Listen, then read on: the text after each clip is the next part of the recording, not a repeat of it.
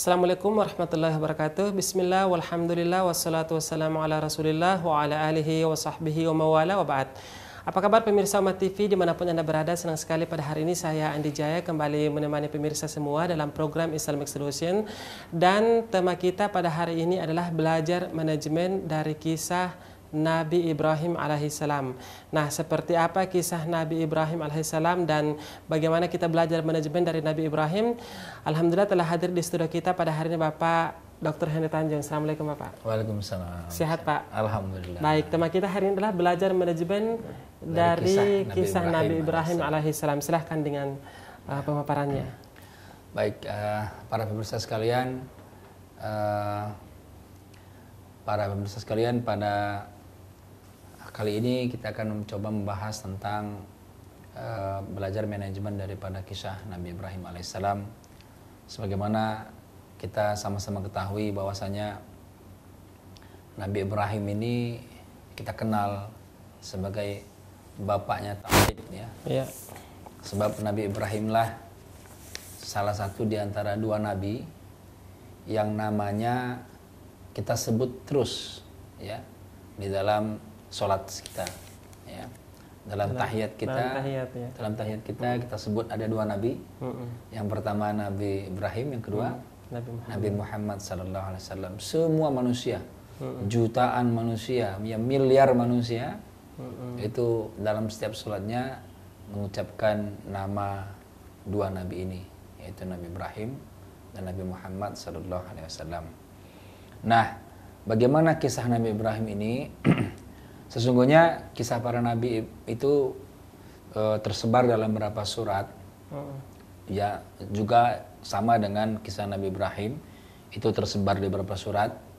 Tapi kita mencoba untuk melihat surat Al-Anbiya, ya, surat yang ke-21, yaitu ayat 59 sampai ayat 69. Ya. Ini berbicara tentang Nabi Ibrahim. Ya, sesungguhnya surat Al-Anbiya itu adalah surat yang bicara tentang nabi-nabi, ya, para nabi. Ada Nabi Ibrahim, nanti habis itu ada Nabi Lut, Nabi segala macam disebut dalam Al-Quran, segala nabi, ya. Kemudian kita fokuskan kepada ayat 59, ya. Apa bunyinya? A'udzubillahi minasyaitonirrajim. Bismillahirrahmanirrahim. Qalu man fa'ala hadza bi ahliyatina ya Ibrahim, ya. Oh, qalu man fa'ala hadza bi ahliyatina innahu laminadh dhalimin. Ya.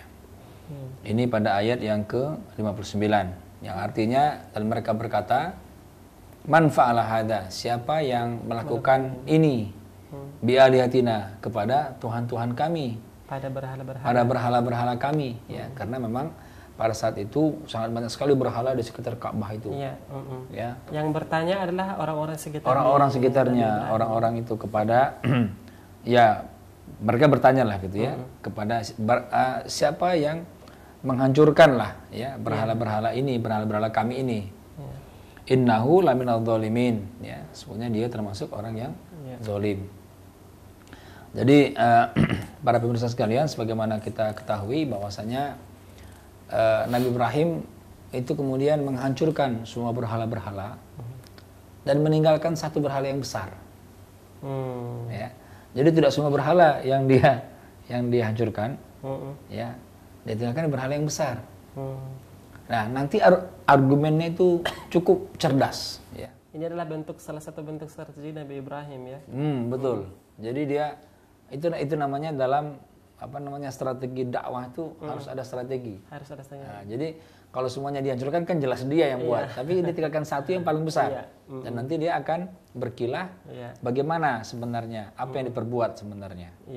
Ya. Maka kemudian pada ayat yang berikutnya, qalu, mereka berkata, sami'na fatan, ya. Kami mendengar ada seorang pemuda. Ya, yadhkuruhum, yang selalu mencela berhala-berhala itu. Ya. Nah, dan itu kemudian disebut namanya, yuqalu lahu Ibrahim. Ya, itu namanya adalah Ibrahim. Nah, disebut namanya. Jadi rupanya pada saat itu ada mereka yang mendengar Ibrahim pernah berkata, aku akan hancurkan berhala-berhala itu.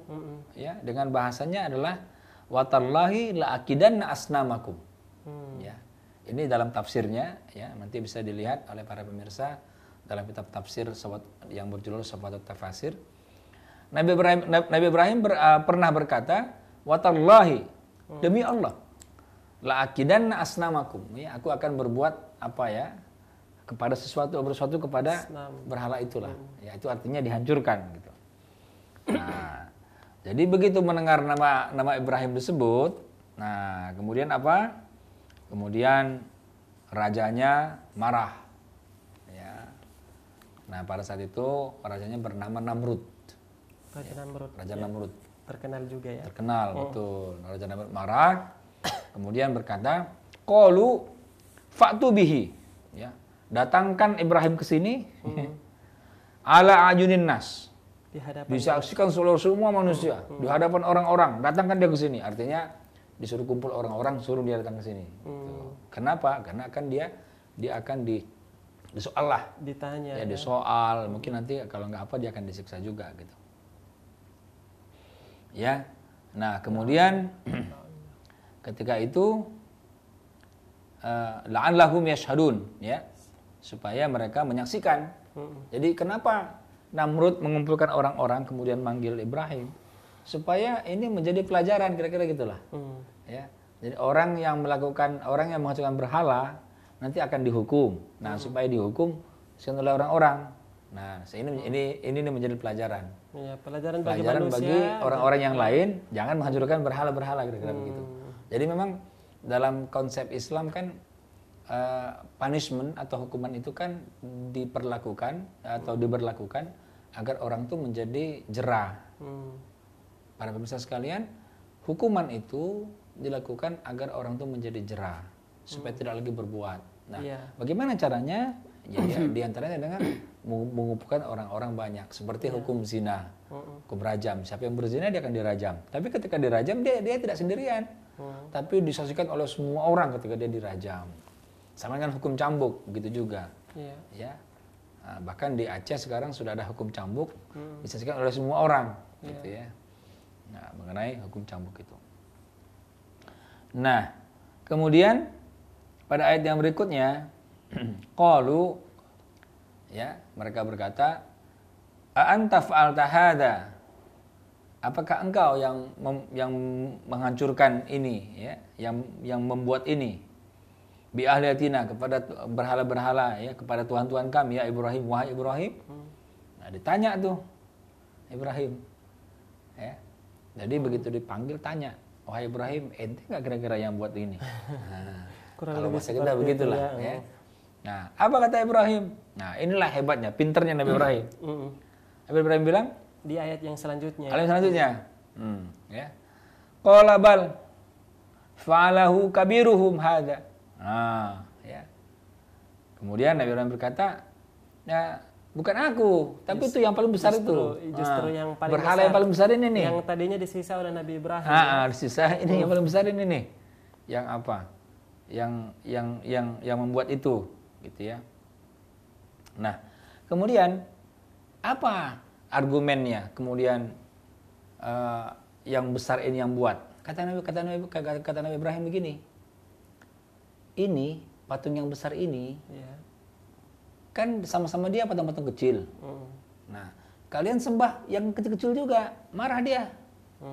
Harusnya aku lah yang besar yang disembah, yang kecil jangan. Kira-kira begitu. Jadi oleh karena itu dia dihancurin aja semua katanya. Biar sembah aku aja sendirian aja. Yang kecil-kecil itu katanya. Ya.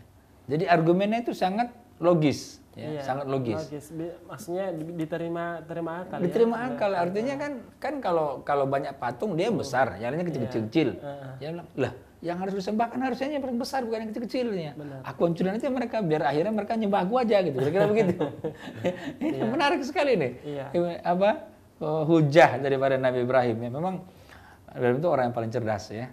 Paling cerdas dia. Kemudian ya. Nah, begitu mendengar itu, ya, mereka akhirnya iya juga gitu kan. Secara logis masih juga gitu, ya.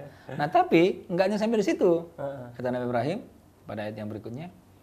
Fas'aluhum ingkanu yantikun. Kalau nggak percaya, tanya tuh. Kalau dia bisa bicara. Dia bisa jawab. Jadi udah diangkat, Iya. dihempaskan sama Nabi Ibrahim tuh ya. Udah diangkat ya. Oh, itu kan karena dia besar, dia nggak mau yang berhala-berhala kecil juga disembah. Dia pengen yang besar aja disembah. Makanya dihancurin itu berhala-berhala yang kecil itu. Ya, coba tanya dia. Kalau dia bisa bicara, coba tanya dia. Jadi ini apa ini nadanya nih? Nada mengejek kan? Iya. Mengejek. Sudah jelas-jelas patung tidak bisa bicara, disuruh Nabi Ibrahim tanya. Ya. Ente nggak percaya, dia yang ngancurin, tanya aja sama dia. Ya, gitu. Ya. Nah, di situ kemudian pada ayat yang berikutnya dijelaskan ya. Fas'aluhum ingkanu yantikun. Itu ya. Nah, tanya mereka kalau mereka bisa berbicara ya. Nah, jadi tanyalah kepada asnam-asnam itu siapa yang menghancurkannya. Nah, ya. Nah, di sini apa namanya? Dijelaskan bahwasannya memang hujah daripada Nabi Ibrahim itu sebagai apa? Sebagai membuka daripada mata orang-orang kafir itu. Ya. Jadi betul-betul telak, ya betul-betul telak. Kenapa? Karena yang namanya semua orang tahu berhala itu tidak akan bisa bicara. Tapi kenapa Nabi Ibrahim bilang kalau nggak percaya tanya kepada mereka kalau mereka bisa bicara. Jadi telak sekali diambil titik poin yang paling telak kekalahan mereka jelas gitu. Jelas nggak mungkin bicara, gitu ya. Nah begitu ya. Jadi masuk kepada poin yang telak. Jadi kalau main catur itu udah skakmat, nah gitu ya. Sudah skakmat, udah nggak bisa bergerak lagi tuh. Kemudian Nabi Ibrahim berkata pada ayat yang berikutnya, lima ta'budu ma la yasma'u wa la yubsiru wa la yughni anka syai'a. Ya. Kenapa engkau menyembah orang yang tidak bisa mendengar, nggak bisa melihat, ya, nggak bisa kasih kecukupan, kasih manfaat, ya, kepadamu sedikit pun, ya. Ya, maka kemudian Ibrahim berkata, qala bal fa'alahu kabiruhum hadza. Ya. Nah, itulah yang mereka membuat yang seperti ini. Inilah yang melakukan. Baik, kita akan lebih mengetahui lagi, akan lebih membahas lagi lebih jauh tentang bagaimana lagi ya artinya kisah selanjutnya ketika Nabi Ibrahim memberikan pertanyaan tersebut kepada orang-orang yang ada pada saat itu dan bagaimana pula jawaban dari Raja Namrud itu ya. Kita akan lanjutkan setelah jeda pariwara. Pemirsa jangan kemana-mana, kami akan segera kembali setelah jeda pariwara berikut.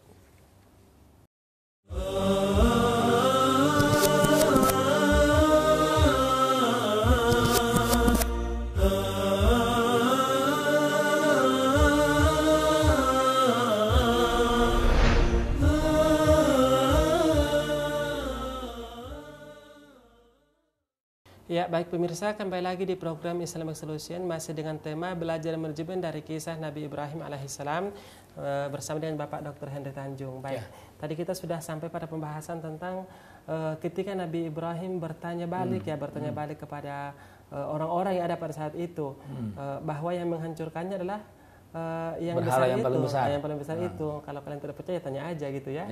Singkatnya gitu ya. Mungkin bisa dilanjutkan lagi, Pak? Iya.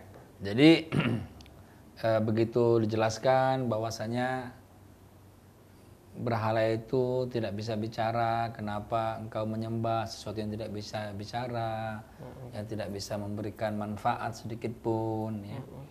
Maka kemudian orang-orang kafir itu faraja'u ila anfusihim. Ini pada ayat yang berikutnya. Ya, mereka kembali sadar ya, raja'u ila uqulihim. Ya. Watafakkaru biqulubihim. Jadi mereka mulai sadarlah gitu, tersadarkanlah. Ya, ini hebatnya argumen Nabi Ibrahim ini membuat orang tersadar. Oh iya juga ya, kira-kira begitulah. Ya. Jadi setelah dijelaskan, dia nggak bisa bicara. Kenapa engkau menyembah yang tidak bicara, yang tidak bisa melihat, yang tidak bisa mendengar, yang tidak bisa memberi manfaat? Nah, setelah dikatakan begitu oleh Nabi Ibrahim, mereka bukannya ini, tapi malah mereka tersadar. Faraja'u ila anfusihim. Mereka tersadar. Oh iya benar. Mereka mulai lagi memikirkan ya, dan mereka mulai lagi bertanya kepada hatinya, ya. Kemudian pada ayat yang berikutnya faqalu innakum antumudz zalimun, ya. Nah, di sini mereka itu orang-orang yang menyembah itu ya zalim lah, ya. Apa? Kenapa? Antumudz zalimuna fi ibadati ma la yantiq, ya. Menyembah apa yang tidak bisa berbicara. Ya. Gitu. Nah, kemudian setelah dijelaskan pada ayatnya seperti itu, faraja'u ila anfusihim faqala innakum antumudz zalimun tsumma nukisu ala ru'usihim, ya. Kemudian tertunduklah kepala mereka, ya. Tertunduk kepala mereka. Mereka tersadar, ya. Tapi apa? Ketundukan kepalanya itu laqad alimta ma haula yantiqun, ya. Mereka bilang sambil menjelaskan kepada Nabi Ibrahim, engkau juga tahu kan mereka nggak bisa bicara, gitu. Ya. Jadi mereka menundukkan kepalanya, kemudian mereka bilang kepada Nabi Ibrahim, laqad alimta ma haula yantiqun, ya, bahwasanya engkau Ibrahim, engkau juga tahu bahwasanya mereka juga tidak bisa berbicara, ya. Nah, kemudian qala afata'buruna min dunillahi ma la yanfa'ukum syai'an wa la yadurrukum. Nah, kemudian Nabi Ibrahim mengatakan, kenapa engkau menyembah sesuatu yang tidak punya manfaat sedikit pun dan tidak bisa membuat mudarat sedikit pun, ya. Ufil lakum walima ta'buruna min dunillah, celakalah kamu dan apa-apa yang kau sembah selain daripada Allah. Afala ta'qilun, apakah engkau tidak berakal? Nah, gitu, ya. Kemudian, nah, qalu, nah, ya, di luar dugaan, mereka mengatakan, ini dalam hal ini mungkin rajanya, ya, harrikuhu, harrik, ya, bakar dia. Wah, jadi apa yang terjadi para pemirsa sekalian, ketika Nabi Ibrahim sudah mengusulkan alasan-alasan, ya, sudah memberikan hujah-hujah bahwasanya berhala itu tidak patut disembah karena dia nggak bisa bicara, nggak bisa kasih manfaat, tidak bisa kasih mudarat, ya. Dan mereka itu sudah sadar, ya. Tapi mereka kemudian menghukum Nabi Ibrahim. Ya, kenapa? Nah, ini biasanya kalau orang sudah terpojok dan dia merasa dirinya itu sudah salah, terpojok, tapi dia egonya muncul, dan disertai dengan sikap emosi. Sikap emosi, yang muncul bukan itu malah ngajak perang lah kira-kira begitu, ya. Harriku, bakar dia, ya. Kenapa? Karena kan ini kan disaksikan oleh banyak orang tadi nih, ya. Jadi dialog ini, para pemirsa sekalian, dialog dengan Nabi Ibrahim ini disaksikan oleh banyak orang. Jadi bayangkan kalau dalam kita berdialog, kita kalah di hadapan banyak orang, kita kan langsung egonya muncul, ya. Ini nggak bisa, ini udah bakar saja, kira-kira begitu, ya. Kemudian hariku wansuru alihatakum. Dan pada saat itu Nabi Ibrahim berhadapan dengan Raja Namrud, ya Ustaz, ya. Oh iya. Dan Nabi Ibrahim sendirian, tidak ada kawan, sendirian ya Nabi Ibrahim. Berhadapan dengan Raja Namrud, kemudian disaksikan oleh semua orang banyak di situ, ya. Nah, kekalahan argumen daripada raja itu disambut dengan emosi.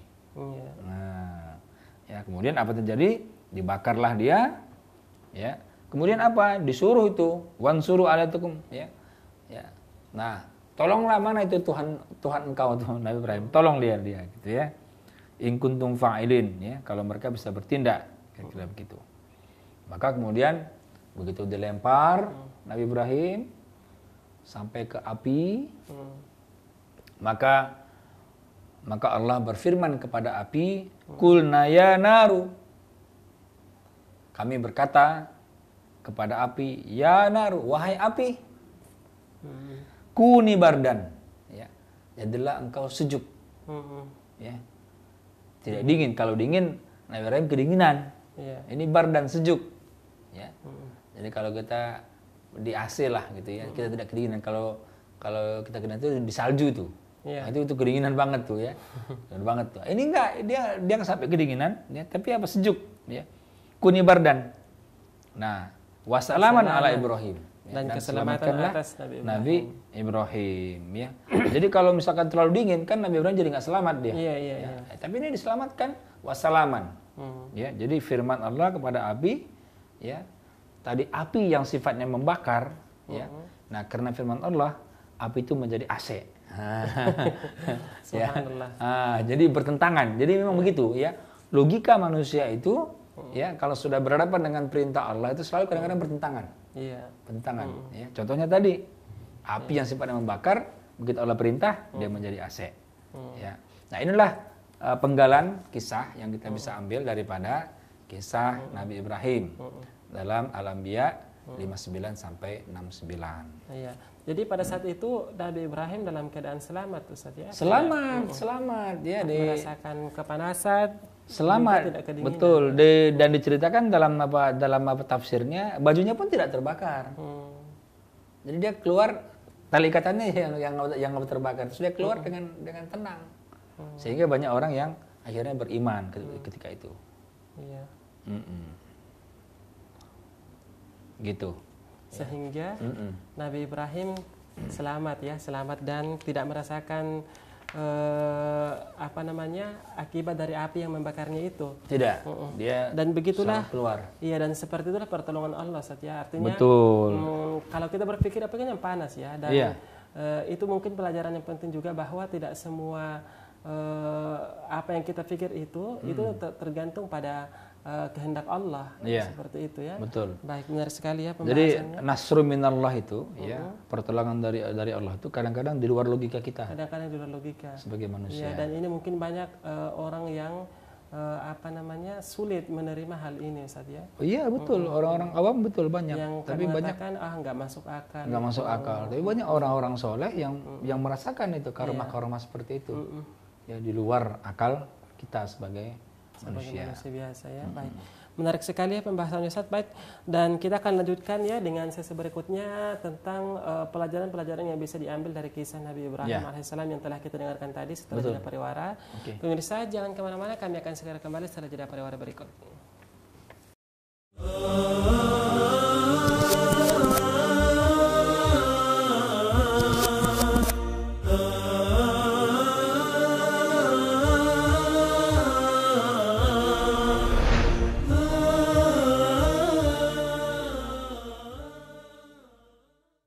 Ya, baik pemirsa, kembali lagi di program Islamic Solution, masih dengan tema belajar manajemen dari kisah Nabi Ibrahim alaihissalatu wassalam bersama dengan narasumber kita Bapak Dr. Henry Tanjung.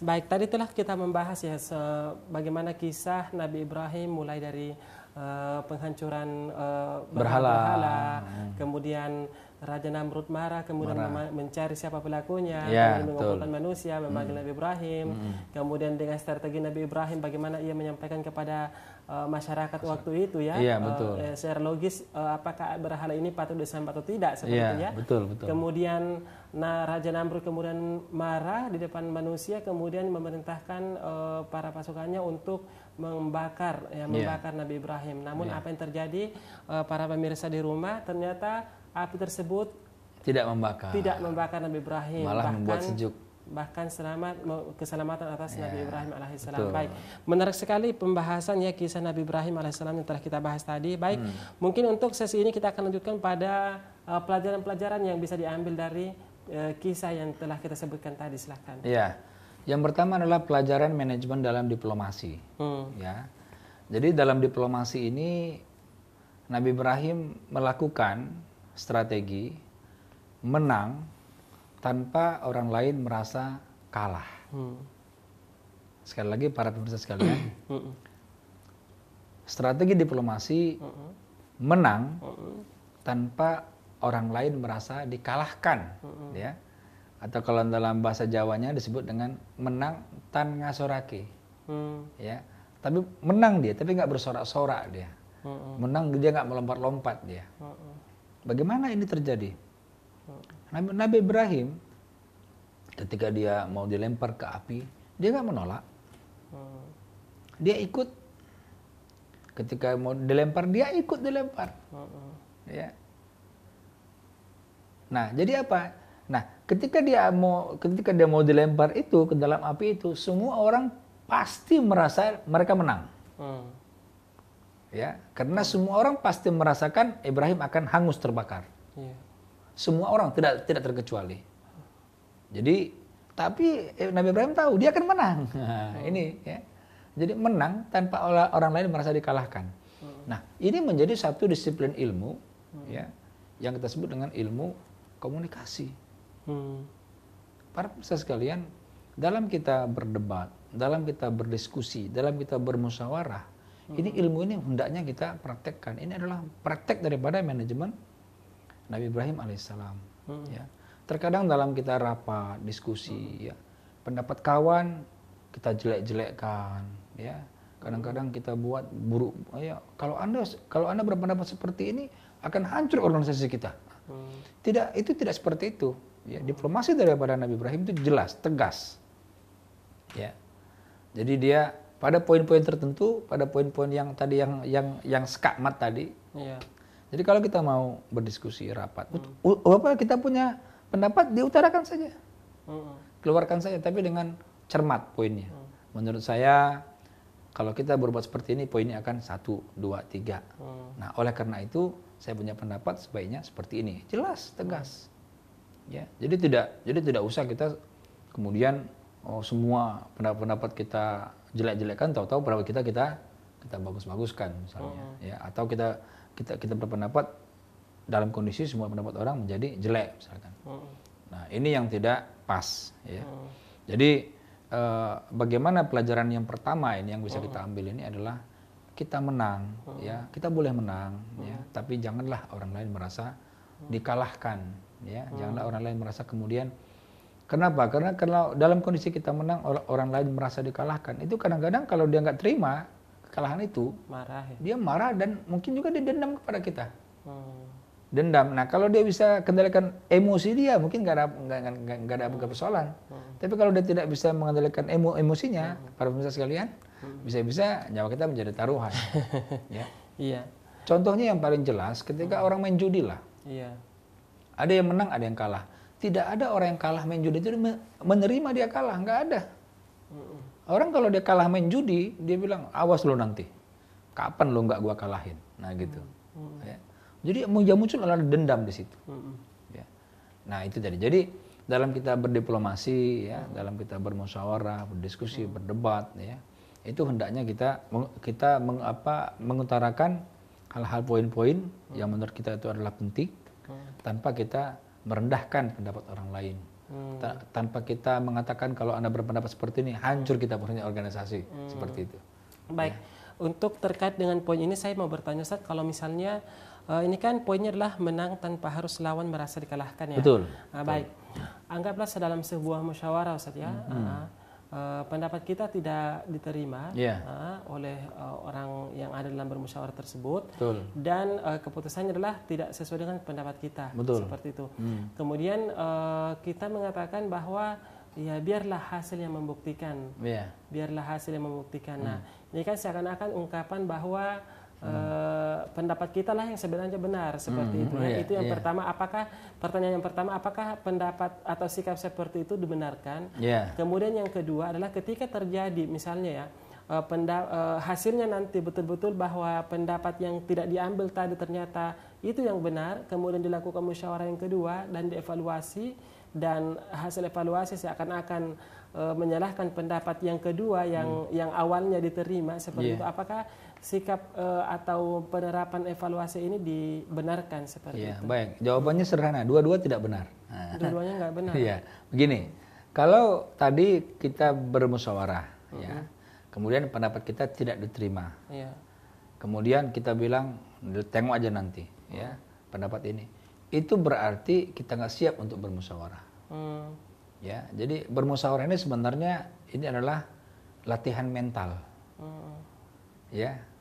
Untuk jadi bersama dengan orang lain, ya. Ini adalah training mental kita. Apakah kita bersabar, ya, atau tidak?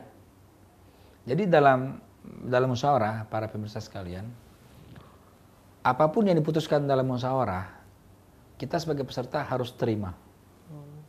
Itu yang penting, harus terima.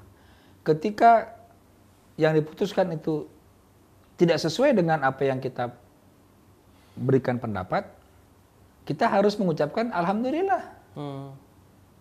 Ya. Alhamdulillah, kenapa?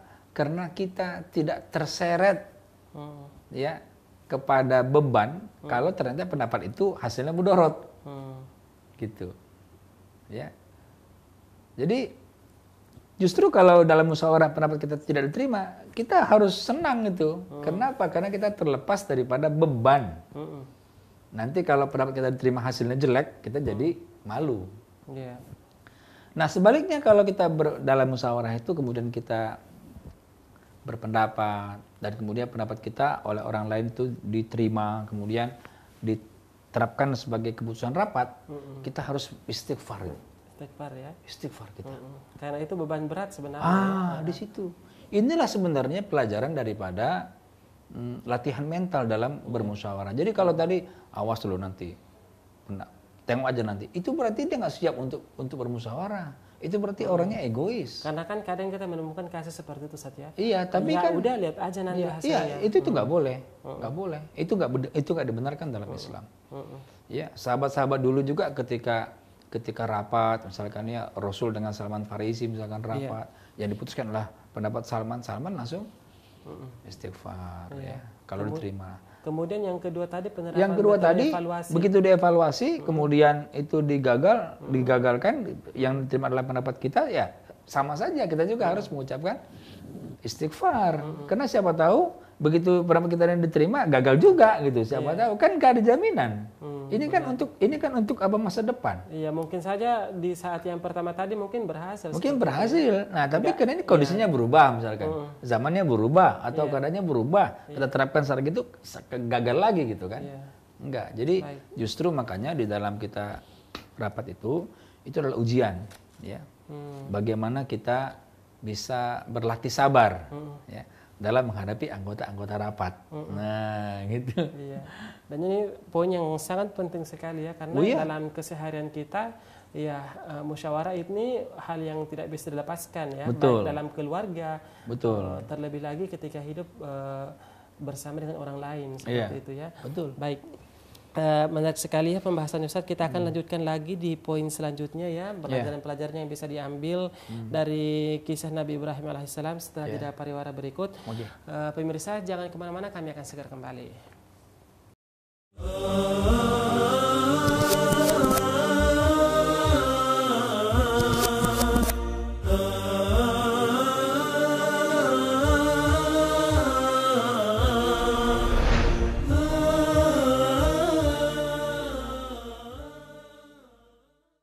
Ya, pemirsa, kembali lagi di program Islamic Solution dengan tema belajar manajemen dari kisah Nabi Ibrahim alaihissalam bersama dengan Bapak Dr. Henry Tanjung. Baik, tadi kita telah membahas ya tentang pelajaran pertama yang bisa diambil dari manajemen Nabi Ibrahim alaihissalam. Yang pertama adalah bahwa menang tanpa harus lawan merasa dikalahkan. Ya. Dan aplikasi ini sangat aplikatif ya dalam hal musyawarah. Betul. Diplomasi antar negara juga, ya, ini penting. Kemudian untuk pelajaran selanjutnya, ya, yang pelajaran yang kedua adalah kekuatan iman, ya, iman yang kuat itu nanti pada akhirnya itu adalah kebahagiaan meskipun seolah-olah penderitaan. Baik. Jadi kalau kita lihat tadi pada kisah, ada yang telepon. Baik, kita akan menyapa pemirsa dulu ya. Assalamualaikum. Waalaikumsalam. Iya, dengan Bapak siapa di mana? Dengan Bapak Rahman di Lampung. Baik, Pak Rahman di Lampung. Ya, ini saya ada pertanyaan. Selama ini bahasanya tentang musyawarah, lalu bagaimana pengambilan keputusan dengan voting itu di dalam kajian Islam itu pengambilan keputusan dengan voting biasanya dilakukan dalam keadaan seperti apa gitu? Ya. Baik, itu aja pertanyaannya, Pak. Ya, baik, iya, terima kasih. Baik, iya. Mungkin sebelum kita menjawab pertanyaan dari Pak Rahman, mungkin nggak apa-apa kita lanjutkan di pembahasan yang kedua, Pak ya. Oke, ya. Baik Pak Rahman, nanti sebentar ya kita akan jawab ya. Jadi yang kedua ini adalah iman yang kuat tadi, itu pada akhirnya akan ada muncul adalah kebahagiaan meskipun selalu ada penderitaan. Jadi bagaimana kemudian kekuatan imannya Nabi Ibrahim ini, itu dia sangat yakin Allah akan tolong. Dia sangat yakin. Maka ketika dia dilempar pun dia nggak melawan. Nah ketika dilempar, semua orang melihat, wah ini penderitaan ini bagi Nabi Ibrahim nih, menderita dia ini, ya mereka dia akan masukkan ke dalam itu, dia akan kesakitan gitu ya, karena dia dibakar kesakitan gitu kan, penderitaan bagi orang-orang. Tapi sebenarnya ketika kita sudah yakin sekali dengan pertolongan Allah, dengan nasri minallah itu, maka yang terjadi adalah kebahagiaan. Ya, dilemparkan ke dalam api malah yang muncul adalah kebahagiaan, sejuk, tenang gitu ya. Keluar tanpa apapun yang rusak ataupun yang terbakar gitu. Jadi ini implikasinya dalam kehidupan kita. Ya. Meskipun dalam kita hidup ini ya banyak sekali cobaan-cobaan hidup ya, penderitaan-penderitaan itu. Itu sebenarnya ujungnya adalah kebahagiaan. Ya, sebagaimana orang bijak mengatakan begini. Yang namanya cobaan dalam hidup itu nggak ada. Itu hanya versi kita. Misalnya kita diberikan penyakit, bagi kita ini cobaan. Bagi Allah itu tidak ada cobaan. Bagi Allah itu semuanya kebaikan. Kalau kita bisa menyikapinya dengan kebaikan, bahwasanya dengan kita diberi sakit itu akan menghapus dosa-dosa kita. Itu kan kebaikan. Itu bukan cobaan. Jadi kalau para orang-orang soleh, para salafus soleh mengatakan dahulu kala adalah apapun yang kita alami dalam hidup semuanya baik saja. Kalau kita bersangka baik dengan Allah Subhanahu Wa Taala, ini dia. Ya. Jadi dalam hidup ini kekuatan iman kita, yakin kita kepada Allah, yakin kita kepada pertolongannya, itu akan membuat akhir hidup kita adalah kebahagiaan, bukan penderitaan. Ya, bukan penderitaan. Meskipun seolah-olah itu adalah penderitaan. Iya, dan juga mungkin sebagaimana disebutkan dalam sebuah hadis ya, bahwa sungguh menakjubkan urusan seorang muslim. Betul. Sungguh menakjubkan urusan seorang muslim. Apabila ia mendapatkan nikmat maka ia bersyukur dan itu baik baginya, dan apabila mendapatkan ujian dia bersabar dan kesabaran itu baik baginya juga. Nah, karena tadi ujungnya adalah kebaikan. Baikan tadi ya. Mau syukur dia baik, mau sabar dia baik. Baik, untuk penelpon selanjutnya. Assalamualaikum. Waalaikumsalam. Iya, dengan Ibu siapa, di mana? Aisyah. Iya, baik. Mbak Aisyah dari Lampung, Ibu ya? Ya. Iya, baik. Ini pemirsa kita juga, Ustaz ya? Iya. Baik, ya. Silahkan Mbak Aisyah dengan pertanyaannya. Ya, saya mau bertanya tentang doa kembali. Iya. Apa itu? Iya. Doa itu dari Nabi Nuh, yaitu yang bacaannya Rabbi anjilni min salam dan seterusnya. Itu doa apa, untuk apa gitu? Iya. Dipahami ya Ustaz pertanyaannya? Iya. Baik. Terima kasih Mbak Aisyah. Iya.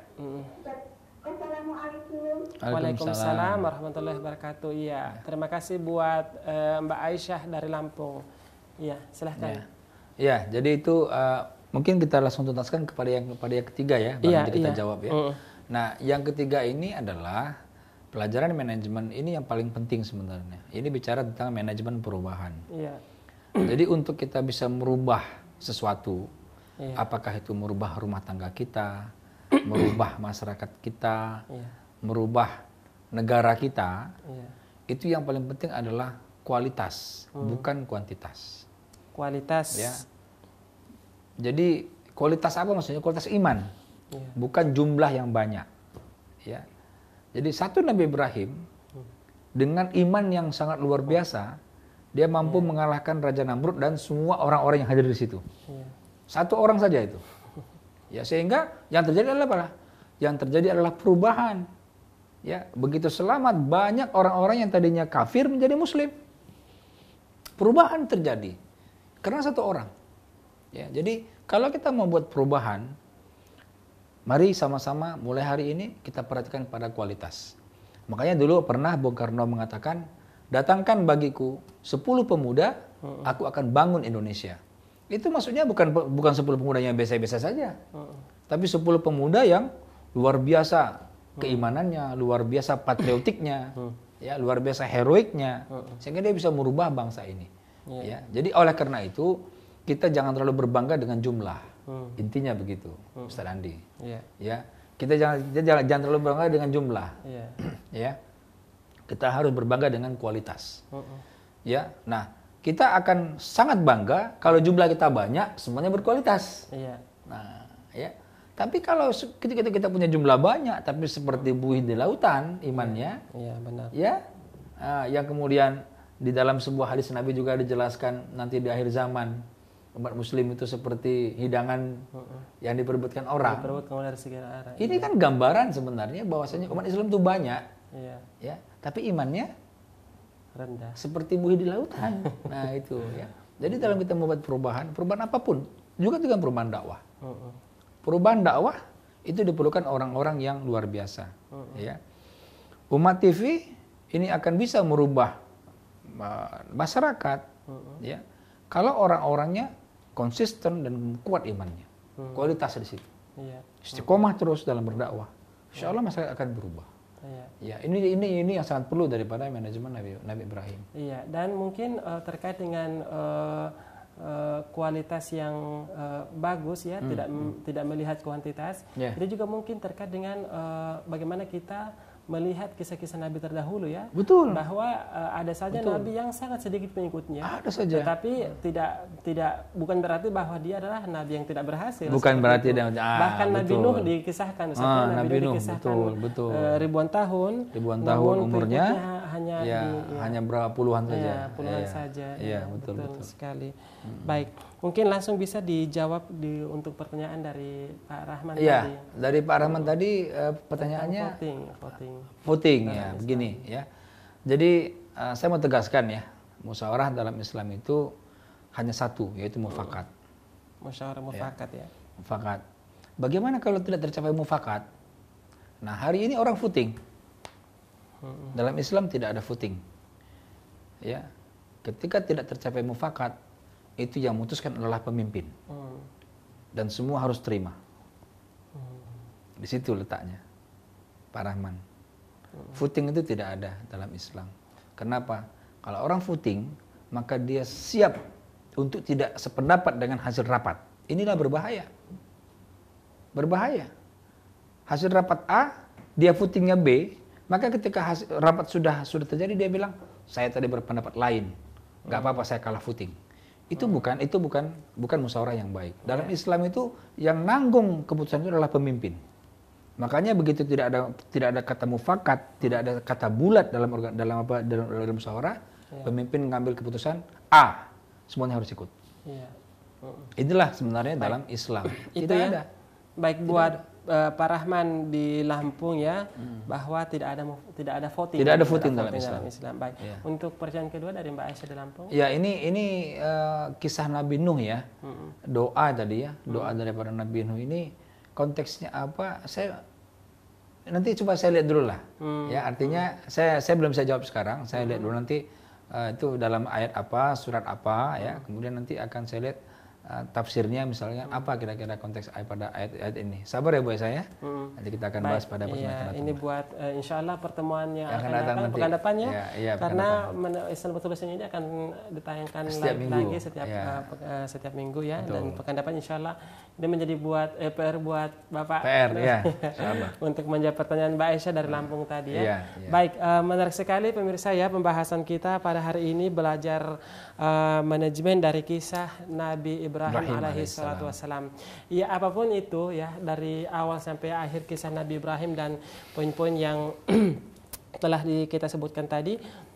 Sebelum kita berpisah, saya ingin menutup perjumpaan kita dengan sebuah potongan hadis dari Rasulullah SAW, yaitu ketika Rasulullah SAW bersabda, "Idza sa'alta fas'alillah wa idza ista'anta fasta'in billah." Jika engkau meminta, mintalah kepada Allah, dan jika engkau meminta pertolongan, tolonglah kepada Allah Subhanahu wa taala. Baik, akhir kata saya Andi Jaya bersama narasumber kita Bapak Dr. Henry Tanjung undur diri dan mewakili seluruh kru yang bekerja pada hari ini mengucapkan terima kasih yang sebesar-besarnya. Subhanakallahumma wabihamdik asyhadu an la ilaha illa anta astaghfiruka wa atubu ilaik. Wassalamualaikum warahmatullahi wabarakatuh. Waalaikumsalam warahmatullahi wabarakatuh.